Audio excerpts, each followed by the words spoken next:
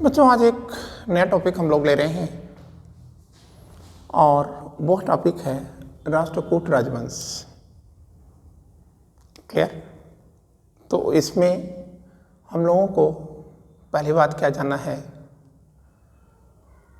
कि ये राष्ट्रकूट हैं, ये डेक्कन या दक्कन, फर्स्ट पॉइंट हम देख रहे हैं कि राष्ट्रकूट दक्कन की पहली राजनीतिक सत्ता है जिसने उत्तर भारतीय राजनीति में हस्तक्षेप किया है। एक बात तो आपने ये देखा कि हमने दो बातें कही हैं। एक तो हमने बात आपसे कही है कि दक्कन की पहली राजनीतिक सत्ता, एक बात तो हमने आपसे ये कहा, दूसरी बात ये कहा कि दक्कन या दक्षिण भारत की पहली राजनीतिक सत्ता जिसने उत्तर भारतीय राजनीति में हस्तक्षेप किया है, राजनीति में हस्तक्षेप किया है, ठीक ना? तो वो कौन लोग हैं? राष्ट्रकूट लोग हैं। अब ये पूछा जाता है कि राष्ट्रकूटों का कौन शासक है जिसने हस्तक्षेप किया था? ध्रुवधारावर्ष ने किया था। कहाँ किया था? तो आप कहोगे कि सर इन्होंने कन्नौज पर किया था। कन्नौज पर किया था। क्यों किया था? ये भी तो बात आती है कि क्यों किया था। तो आप कहोगे कि सर देखो, कन्नौज एक शक्तिशाली स्थान है, मतलब काफ़ी आर्थिक दृष्टिकोण से और सामरिक दृष्टिकोण से बहुत महत्वपूर्ण स्थान है। और अगर कोई व्यक्ति कन्नौज पर शांति के साथ शासन करेगा या स्थिर होकर शासन करेगा तो वो महत्वाकांक्षी होगा, और अगर महत्वाकांक्षी होगा तो वह दक्कन की राजनीति में हस्तक्षेप कर जाएगा। ठीक है, इसलिए राष्ट्रकूट चाहते थे कि कन्नौज की सत्ता पर कोई भी व्यक्ति स्थिर न होने पाए, स्थिर शासन न करने पाए। क्लियर ना? इसलिए ध्रुवधारावर्ष के नेतृत्व में राष्ट्रकूटों का आक्रमण शुरू हो गया था और उसी से ही त्रिपक्षीय संघर्ष की उत्पत्ति हुई थी। आप पढ़ चुके हैं ना इसे, गुर्जर प्रतिहारों में भी हमने बताया था। अब आइए हम लोग राष्ट्रकूटों का सामान्य परिचय पढ़ लेते हैं। सामान्य परिचय, तो पहली चीज आप याद रखिएगा, इनका मूल स्थान क्या है। राष्ट्रकूटों का मूल स्थान क्या था? ठीक है ना? तो आप कहोगे कि सर लातूर था। ठीक है ना? कहाँ पर? लातूर इनका मूल निवास स्थान था, लातूर। क्लियर? और अब हमारे सामने एक और प्रश्न आता है कि इनकी मूल राजधानी, मतलब प्रारंभिक राजधानी क्या थी? प्रारंभिक राजधानी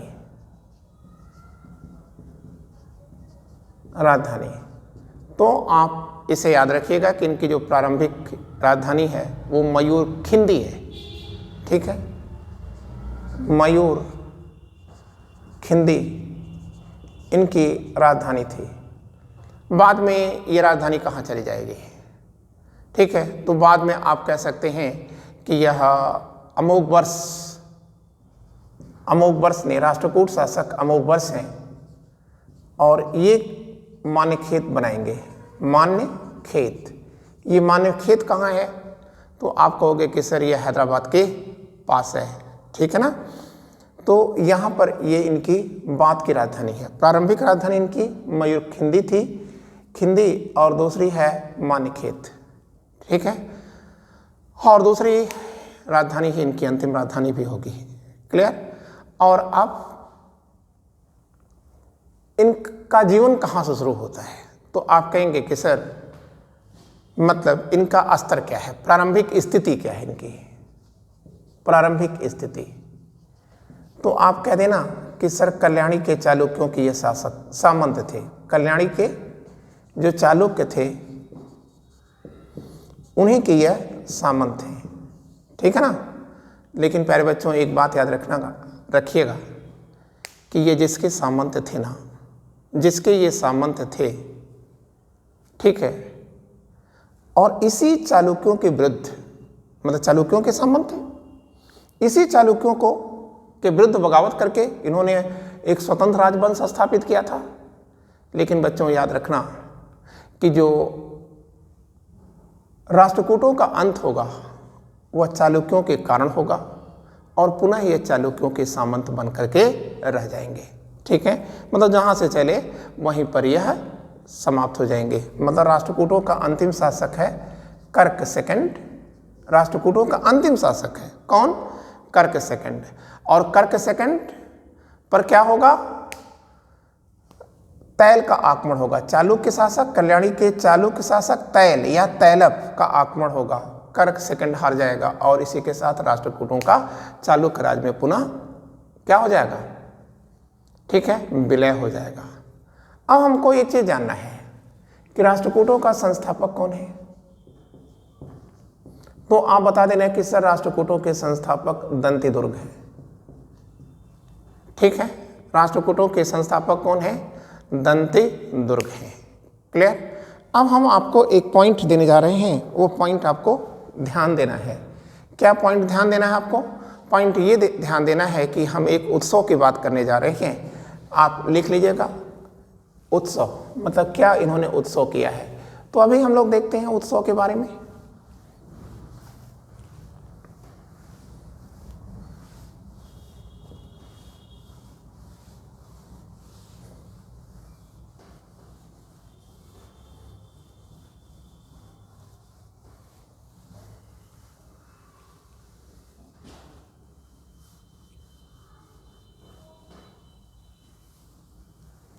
तो हेडिंग डाल देते हैं उत्सव।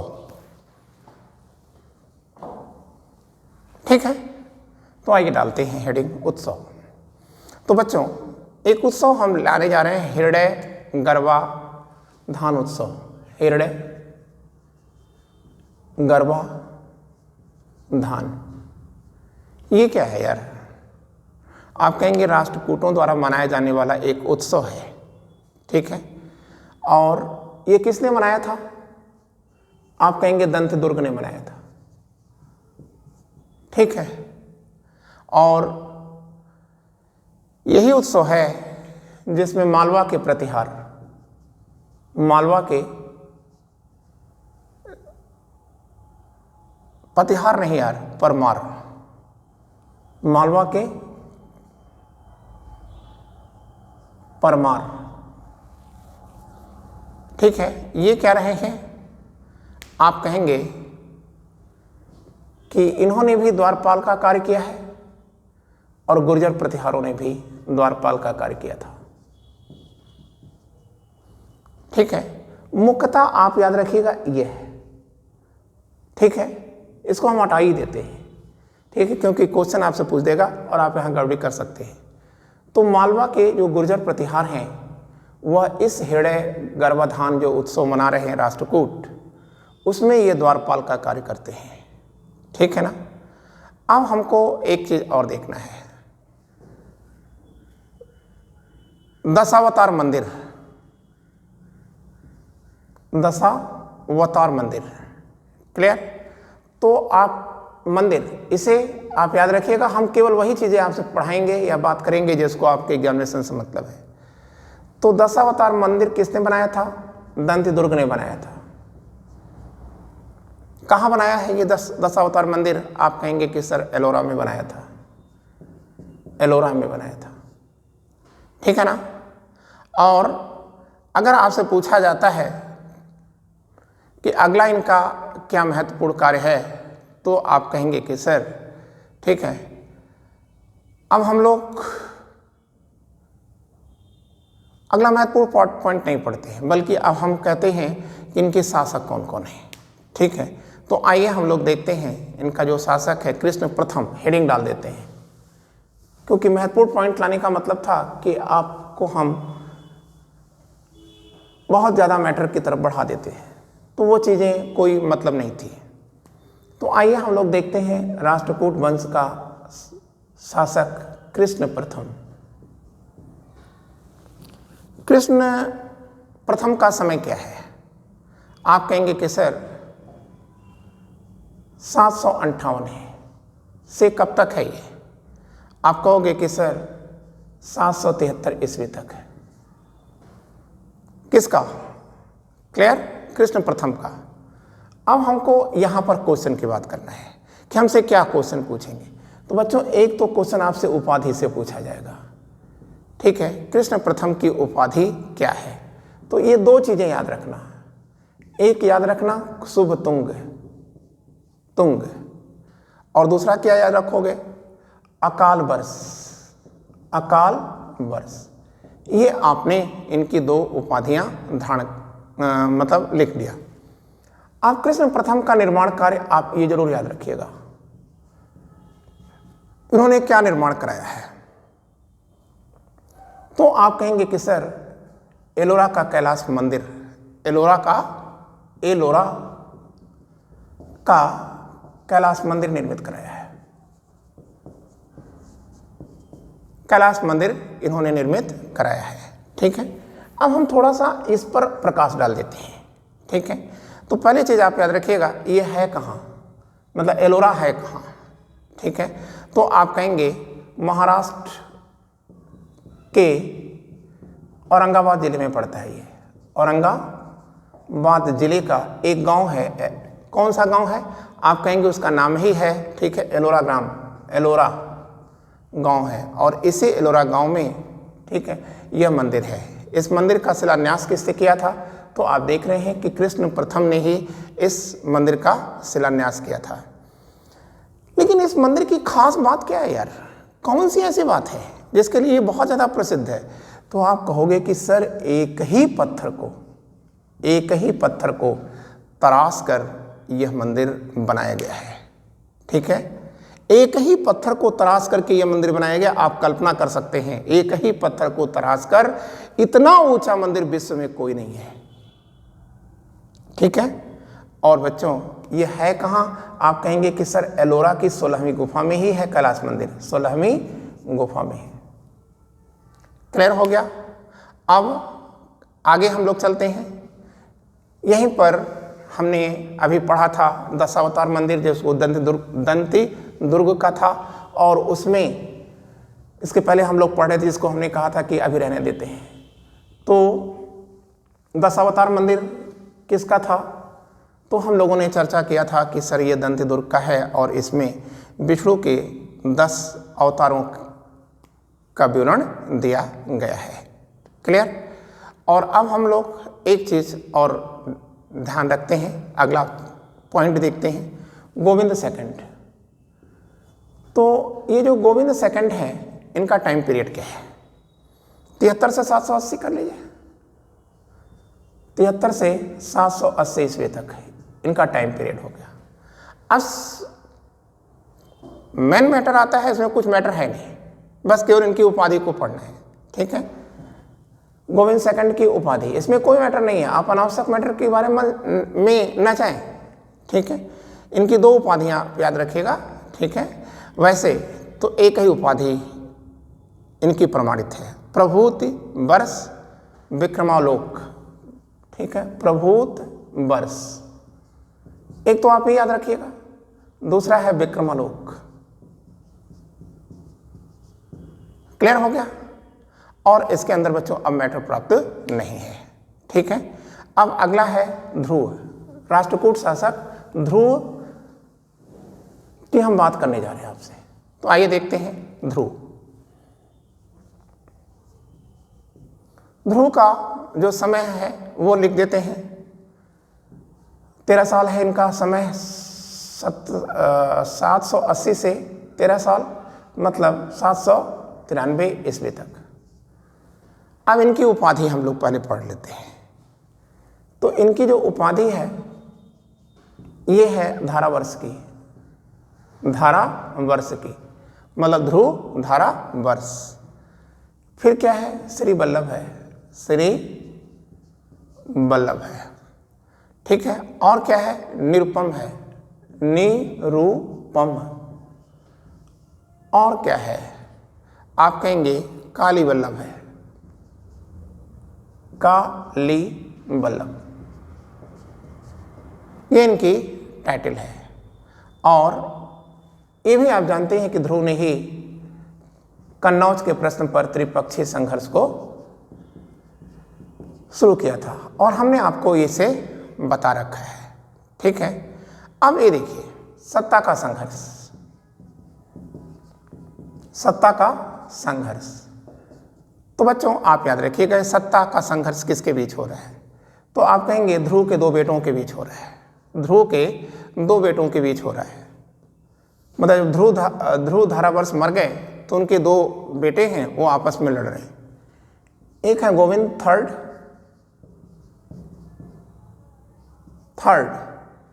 और दूसरे हैं स्तंभ। तो यहां आप याद रखिएगा स्तंभ ने अपने भाई के विरुद्ध गोविंद थर्ड के विरुद्ध 12 राजाओं का संघ बनाया था, फिर भी वह हार गए थे और अगला शासक बना था कौन, आप कहेंगे गोविंद थर्ड बने थे। ठीक है ना, तो अब हमारी हेडिंग क्या आएगी, गोविंद थर्ड आ जाएगी। तो आइए हम लोग हेडिंग डाल देते हैं गोविंद थर्ड।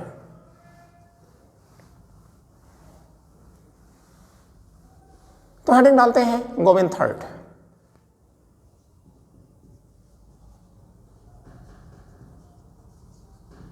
तृतीय, तो गोविंद तृतीय का समय क्या है, 793 से कहां तक जाएंगे आप कहेंगे कि सर 814 ईस्वी तक जाएंगे। ये 4 है ईस्वी। और आप याद रखिएगा कि गोविंद थर्ड ने कन्नौज या उत्तर भारतीय राजनीति में हस्तक्षेप किया था। क्लियर, त्रिपक्षीय संघर्ष का ये सेकंड फेज है, चल रहा है।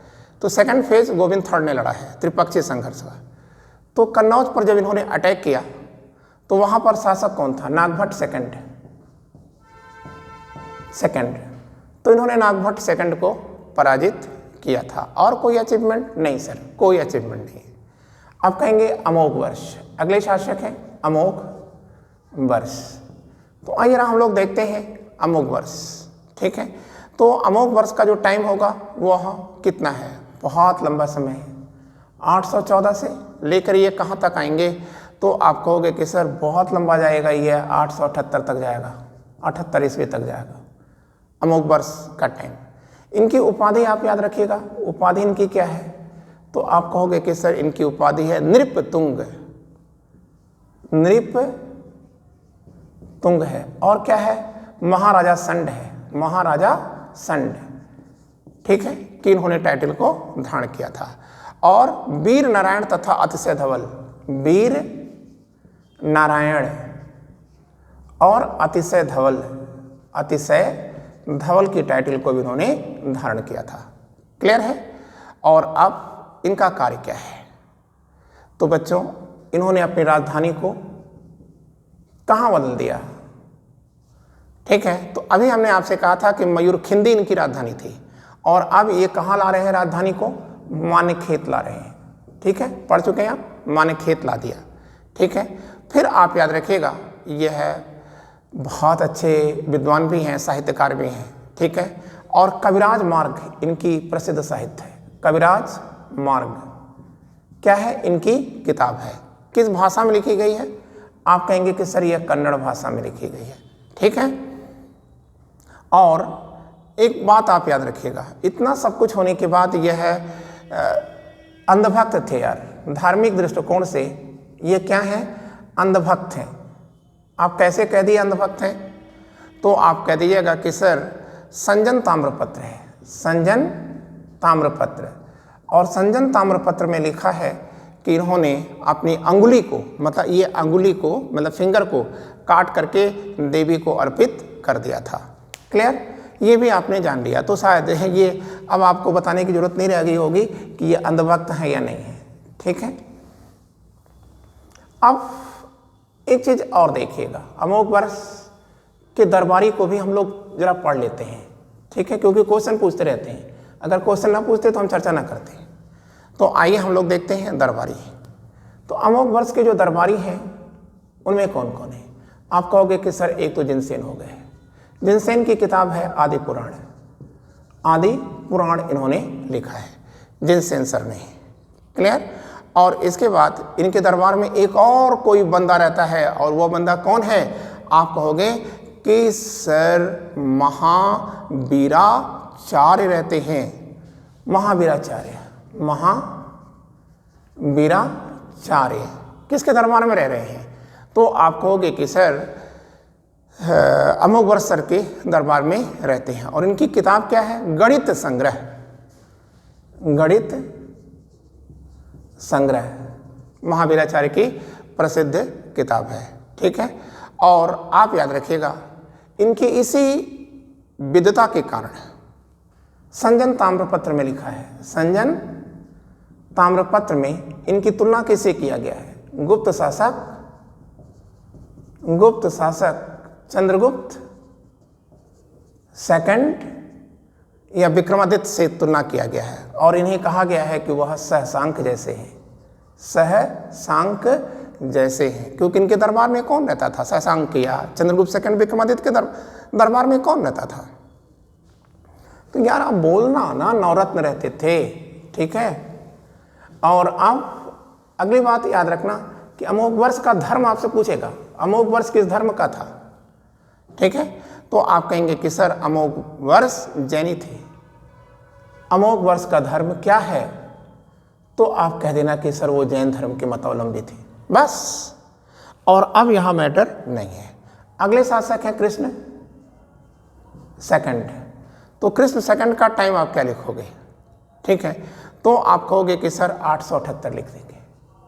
कहां तक जाओगे? 878 से 914 तक जाओ, बहुत लंबा लंबा शासन कर रहे हैं बंदी है। ठीक है, तो अब इनकी उपाधि क्या है? कृष्ण सेकंड की उपाधि क्या है? तो आप कह दोगे कि सर इनकी उपाधि है अकाल वर्ष की। और कोई उपाधि है? ठीक है, तो आप शुभतुंग भी लिख दीजिएगा, अकाल वर्ष और शुभतुंग। ठीक है, ये इनकी दो उपाधियां हैं। ठीक है, और ये धर्म क्या है? अपने पिता, इनके पिता अमोघवर्ष क्या हैं? जैनी थे ना, तो कृष्ण सेकंड भी जैन धर्म के अनुयायी हैं।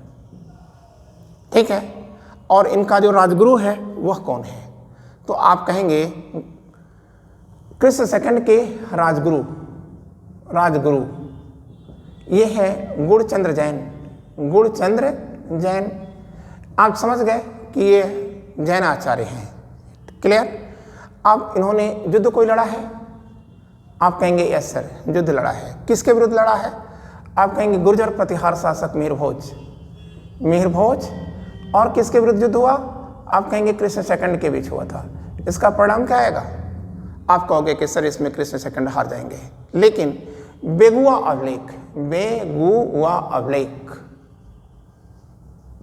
अवलेख इसमें क्या लिखा है कि कृष्ण सेकंड ने मिहिरभोज को पराजित करके अपने अपमान का बदला ले लिया था। क्लियर? और अब हम लोग एक शासक और देखेंगे, और वो कौन है? इंद्र थर्ड।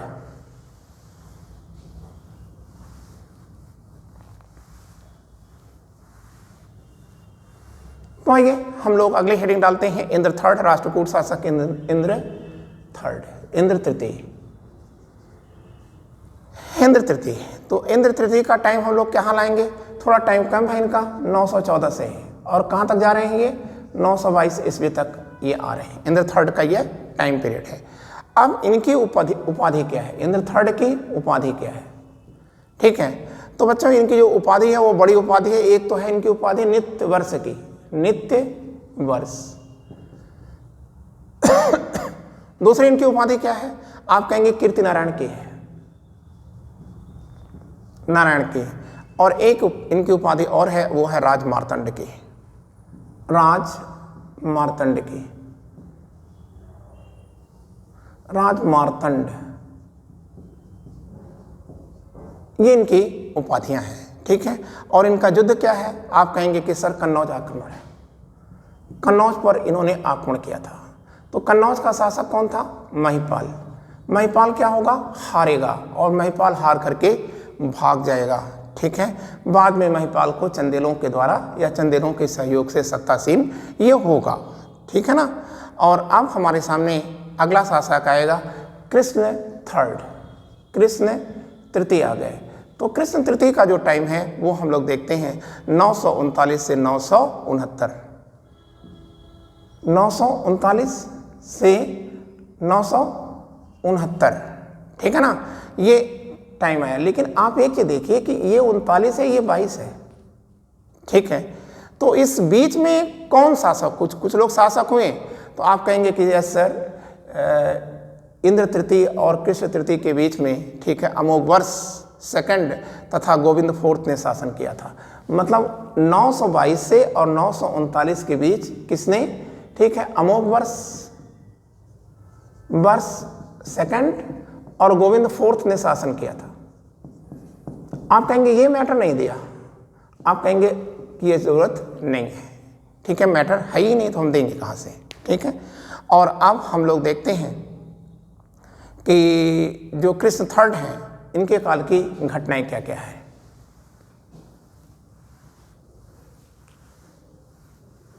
तो देखिए कृष्ण थर्ड के काल की घटनाएं क्या हैं, तो उसमें सबसे पहली चीज आप याद रखिएगा, इनकी उपाधि याद रखिएगा। कृष्ण थर्ड की उपाधि क्या है, ठीक है। तो यार सीधी सी अकाल वर्ष है, पृथ्वी वल्लभ है, श्री वल्लभ है। अकाल वर्ष है जी, नहीं बैठिए, अकाल वर्ष, पृथ्वी वल्लभ और कौन है, श्री वल्लभ की इन्होंने टाइटल धारण किया था, क्लियर। और इनके दरबारी कौन है, किसके, कृष्ण थर्ड के दरबारी कौन है, आप कहेंगे कवि पुण्य है। एक कवि है जिसका नाम है पुण्य, क्लियर। और इनकी किताब क्या है, कवि पुण्य की शांति पुराण है। और दूसरे दरबारी कौन है, आप कहेंगे कि सर पुष्पदंत है, पुष्पदंत। और पुष्पदंत की क्या रचना है, आप कहेंगे ज्वाला मालिनी,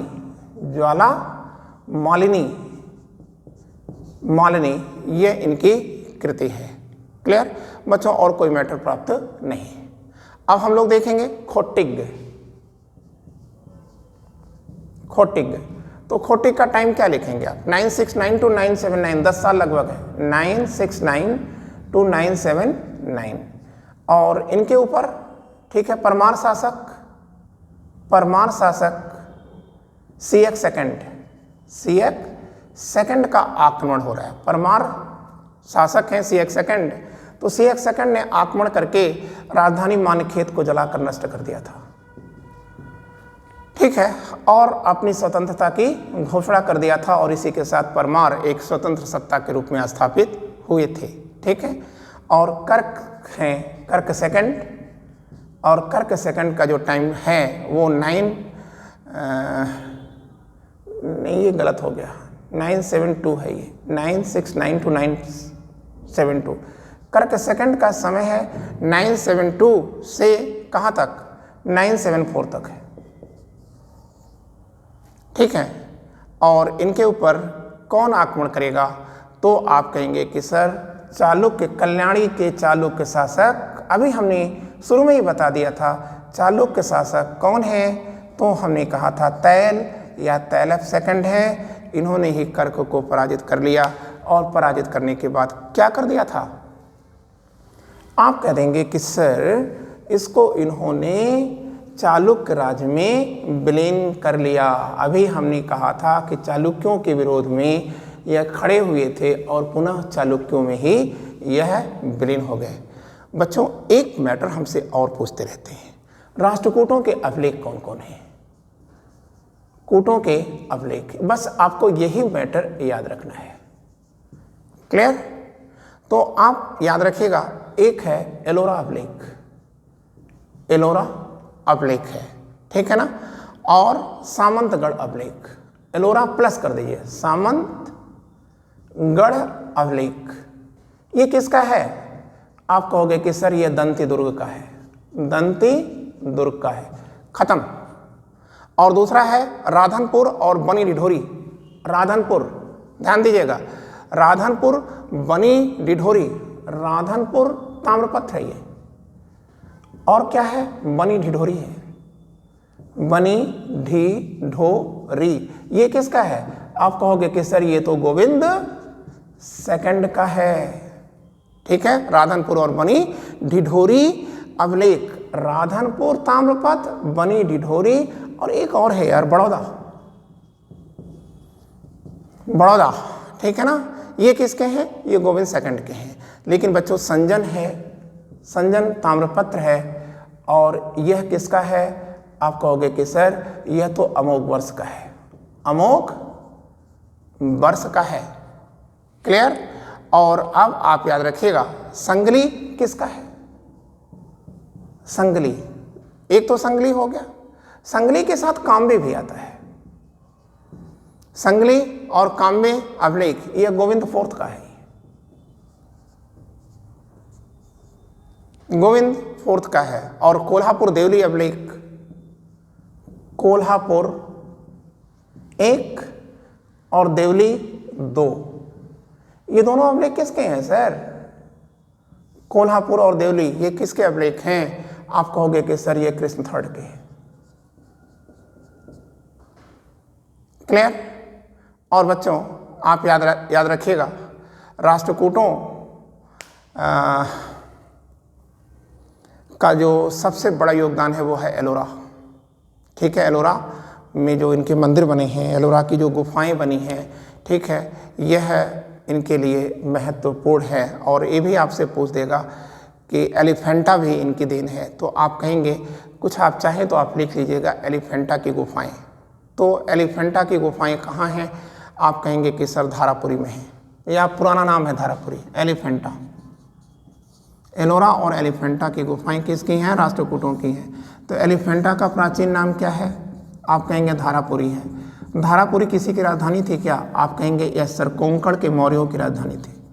कोंकण में शासन करने वाले जो मौर्य थे उनकी राजधानी थी धारापुरी।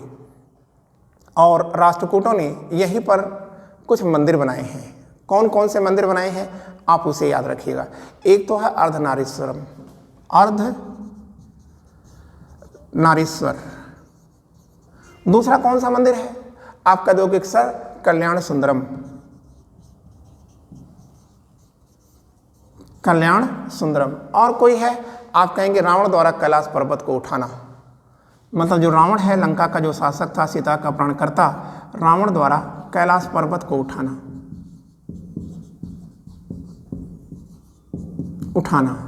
ठीक है बच्चों, ये तो मंदिर है ही है, लेकिन आप याद रखिएगा नटराज शिव, नटराज शिव भी एलिफेंटा में ही है। ठीक, नटराज शिव की भी मंदिर है यहाँ। ठीक है, लेकिन आपको जो याद रखना है कि एलिफेंटा की गुफाएं आज यूनेस्को की विश्व धरोहर सूची में शामिल कर दी गई हैं। आज बच्चों इतना ही। Thank you, wishing you all the luck.